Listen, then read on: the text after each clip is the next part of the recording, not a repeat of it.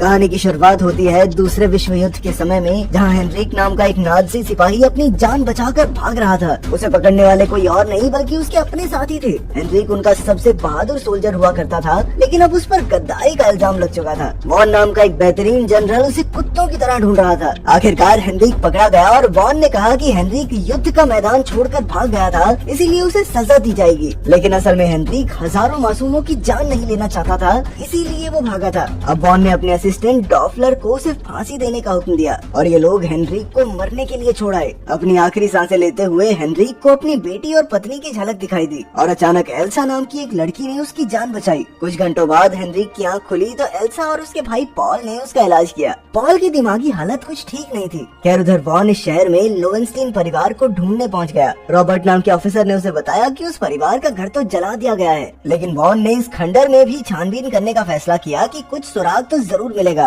और रॉबर्ट थोड़ा घबराने लगा। असल में वो और उसकी पत्नी सोंजा इस घर के बारे में कुछ जानते थे। उधर हेनरिक ने एल्सा से पूछा कि उसने उसे क्यों बचाया, तो एल्सा ने कहा कि नाज़ी फौजियों ने उसके पिता को मार डाला और इसीलिए वो नाज़ियों से नफरत करती है। आज उसे मौका मिला तो उसने एक आदमी को नाज़ियों से बचा लिया। फिर अगली सुबह वॉन ने शहर के लोगों को लोवेनस्टीन परिवार का घर तोड़ने का हुक्म दिया। तब ये खुलासा होता है कि वॉन लोवेनस्टीन परिवार की कीमती सोने की ईंटें चुराना चाहता था। इधर हेनरिक ने एल्सा का शुक्रिया अदा करते हुए अलविदा कहा। तब एल्सा ने उससे कुछ मदद मांगी, पर हेनरिक ने कहा कि उसे जल्द से जल्द अपनी बेटी को ढूंढना है। असल में उसकी पत्नी और बेटी एक बम धमाके का शिकार हो गए थे, जिसमें उसकी पत्नी की तो मौत हो गई। अब हेनरिक निकलने ही वाला था कि अचानक वहाँ डॉफलर अपने नाज़ी सिपाहियों के साथ आ गया। उसके आदमी खाने के लिए एल्सा की मुर्गियाँ चुराने लगे तो गुस्से में एल्सा राइफल लेकर बाहर आ गई। उसकी बहादुरी देखकर डॉफलर खुश हुआ और उसके घर में घुस आया। एल्सा ने कहा कि वो अपने भाई के साथ रहती है, मगर डॉफलर को उस पर शक हो गया था। अचानक डॉफलर ने एल्सा का नेकलेस छीन लिया और जब एल्सा ने उस पर हमला किया तो डॉफलर उस पर जबरदस्ती करने लगा।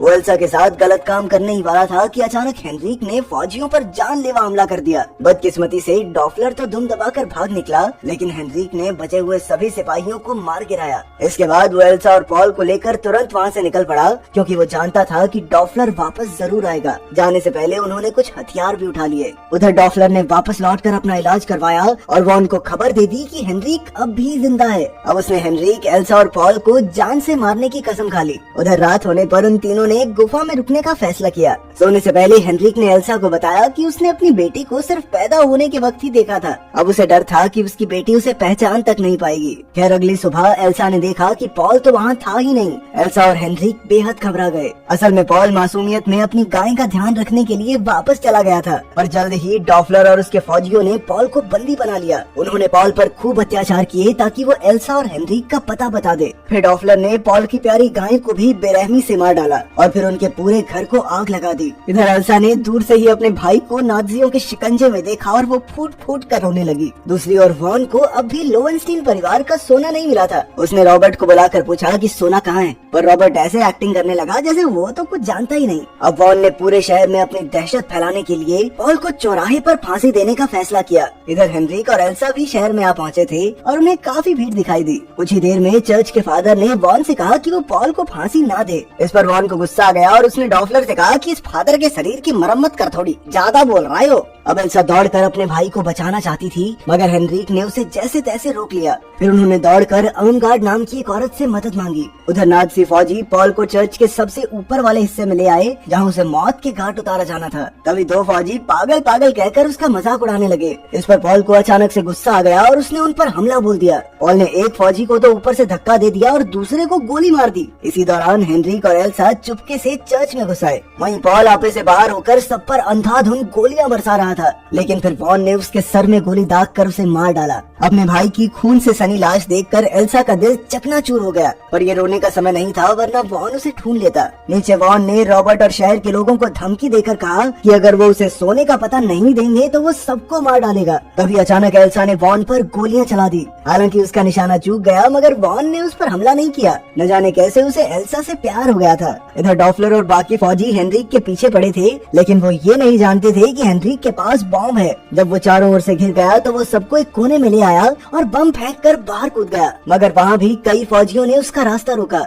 अंत में डॉफलर आकर उसका गला दबाने लगा, पर अचानक वहाँ एक अमेरिकी जहाज ने हमला कर दिया। इसी मौके का फायदा उठाकर हेनरिक भागकर आर्मगार्ड के घर में छिप गया। हेनरिक बहुत बुरी तरह जख्मी था, इसीलिए आर्मगार्ड ने उसका इलाज किया और अपने घर में पनाह दी। असल में उसे देखकर अर्मगार्ड को अपने बेटे की याद आ गई थी जो इटली के युद्ध में मारा गया था। कुछ ही देर में फादर भी वहाँ आ गया और तब हेनरिक ने उससे एल्सा के बारे में पूछा। फादर ने बताया कि एल्सा को गिरफ्तार कर लिया गया है और वॉन यहाँ लोवेनस्टीन परिवार का सोना लूटने आया है। उधर रॉबर्ट रात को छिपकर अपने दो दोस्तों से मिलने गया। तब ये खुलासा होता है कि वो तीनों सोने का पता जानते थे और अब रॉबर्ट ने वॉन को पूरी जानकारी देने का फैसला किया क्योंकि वो अपने बच्चे को मरते हुए नहीं देखना चाहता था। पर जैसे ही वो जाने लगा तो अचानक किसी ने उस पर कुल्हाड़ी से हमला कर दिया। उस पर वार करने वाली कोई और नहीं बल्कि उसकी पत्नी सोंजा ही थी। फिर सोंजा ने उन आदमियों के साथ मिलकर रॉबर्ट की लाश ठिकाने लगा दी। दूसरी ओर वॉन एल्सा को अपने साथ डिनर करने ले आया। वॉन ने कहा कि एल्सा बिल्कुल उसकी पिछली प्रेमिका जैसी दिखती है। वो यहूदी थी इसलिए वॉन ने उसे मार डाला और उसकी दी हुई अंगूठी अपनी आंख में गुदवा ली।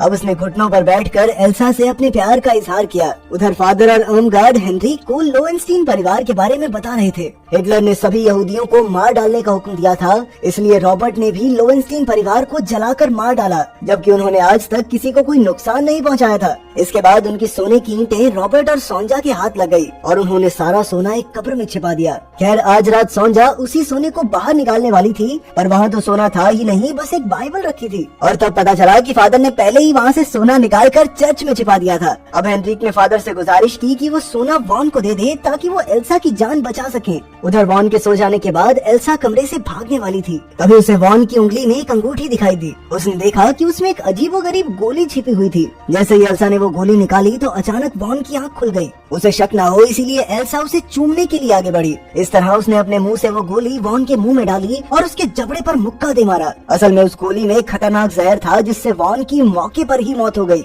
दूसरी ओर सोंजा और उसके साथियों ने फादर को ढूंढ निकाला और उस पर कुल्हाड़ी से हमला कर दिया। इधर हेनरिक ने डॉफलर के घर जाकर कहा कि अगर वो एल्सा को रिहा कर देगा तो हेनरिक उसे सोने का पता बता देगा। जब डॉफलर ने ये सुना तो वो वॉन से मिलने उसके कमरे में गया, पर ये क्या, वॉन तो मरा हुआ था और एल्सा गायब थी। अब डॉफलर ने दिमाग चलाया और एक मामूली लड़की को नकली एल्सा बनाकर भेज दिया ताकि वो हेनरिच पर हमला कर सके। वहीं दूसरी ओर एल्सा छिपकर अर्मगार्ड के घर आ गई थी। जब उसे पता चला कि हेनरिक उसे बचाने के लिए गया है तो उसने हेनरिक की मदद करने का फैसला किया। तभी अर्मगार्ड ने उसे अपनी खास बंदूक दी। उधर सोंजा फादर को बंदी बनाकर उससे सोने का पता जानना चाहती थी। उसने फादर को बहुत पीटा। इसी तरह डॉफलर भी हेनरिक से पूछताछ कर रहा था। उसने तो हेनरिक को अपना खून भी दिया ताकि वो सोने का पता बताने से पहले मर न जाए। फिर अगली सुबह फादर सोंजा को चर्च ले आया। सोंजा सोना मिलने के बाद फादर को मारने वाली थी, पर उसे क्या पता था कि फादर ने सोने के डब्बे में बॉम्ब लगा रखा था। जैसे ही डब्बा खुला अचानक जोरदार विस्फोट हुआ जिसमें सोंजा के आदमी मारे गए। कुछ ही पलों में डॉफलर और उसके फौजी भी चर्च आ पहुँचे। वहाँ की हालत देखकर वो हैरान हो गया,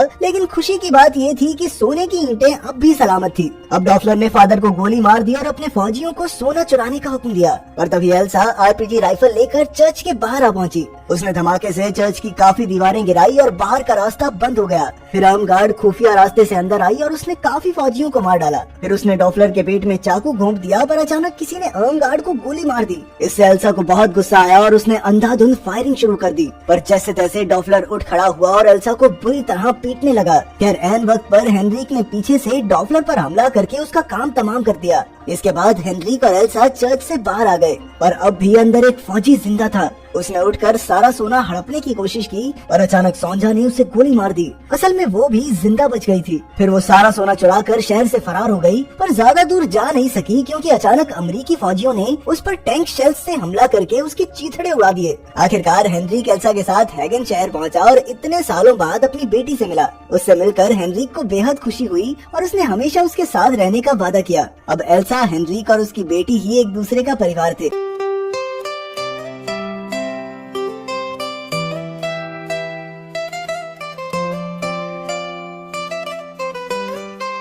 तू अखियां दे ना देने,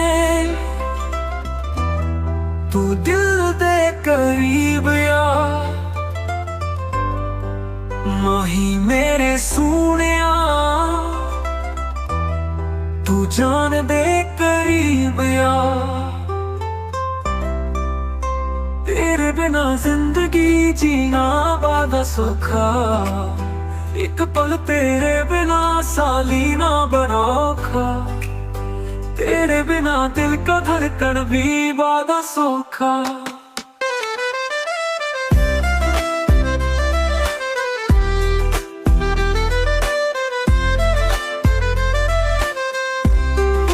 तू ਦੇ ਨਾ ਦੇ ਯਾਰ,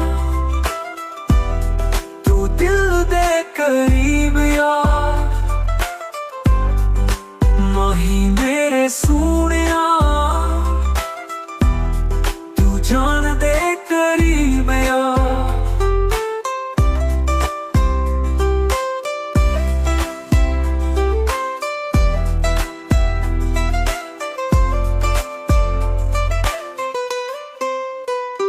तेरे प्यार दी खुशबू मेरे दिल विच बसदी, तेरे प्यार दी याद मैनू पल पल दसदी।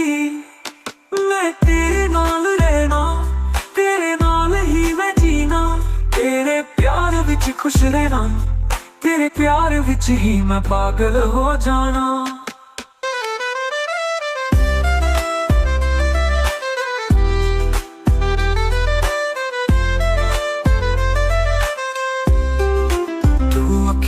दे ना दे यार, तू दिल दे करीब यार, माही मेरे सोहणिया, तू जान दे करीब यार।